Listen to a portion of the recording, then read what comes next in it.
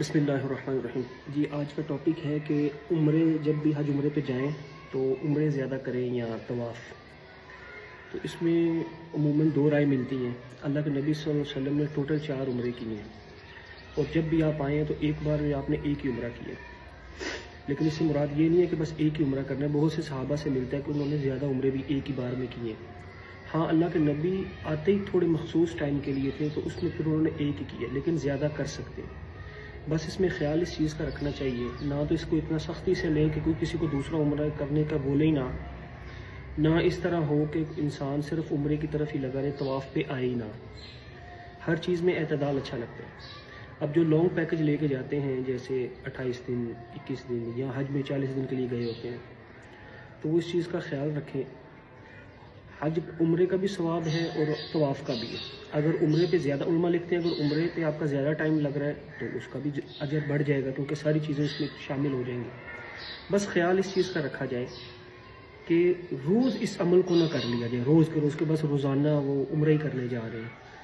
आप 3 4 5 दिन का वक्फ़ा डाल लें, तब तक आपके कुछ ना कुछ बाल भी आ जाया करेंगे। तो आप क्या करें, वरना वहाँ एक रस्में ऐसी बनी हुई कि लोग, लेडीज़ हो गई, जेंट्स हो गए, वो रोज़ाना बिलखसूस लेडीज़ में तो देखो जब भी वो करेगी तो वो बाल कटवा के तो वो तो मर्दों के मुशाबे आ जाएंगी, क्योंकि बाल तो हर बार कटवाने हैं। इसी तरह टिंड भी हर बार करनी है, तो ये नामुनासिब चीज़ है। बस इस चीज़ का ख्याल कर लीजिए कि हफ्ते में एक बार कर लिया जाए।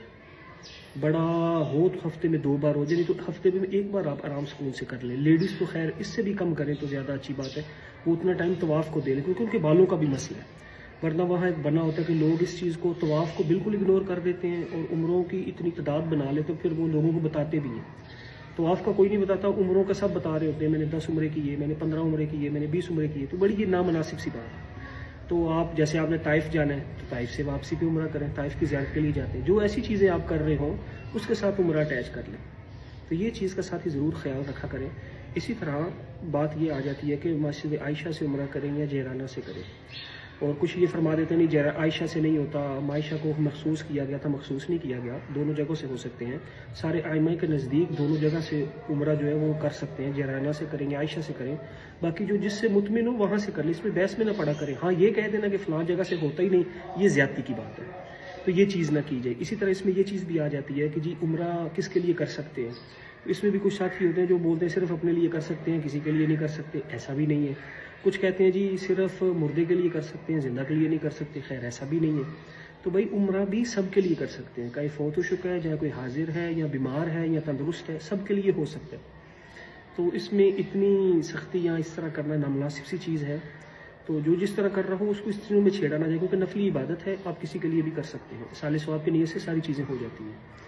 तो इस चीज़ का बिलखसूस ख्याल रखा जाए। जैसे बताया गया कि उम्रे कम से कम, मतलब उम्रा किया ज़रूर जाएँ, 2 करें, 4 करें, 5 करें, लेकिन थोड़े एतदाल से, कि रोज़ के एतबार से ऐसा ना हो कि इस तरह हो जाए कि और भी काम है, सुबह उठे उम्रा करने चले गए, आया बस उसके बाद रूम में आ गए। मताफ़ को भी, हरम को भी पूरा टाइम दें।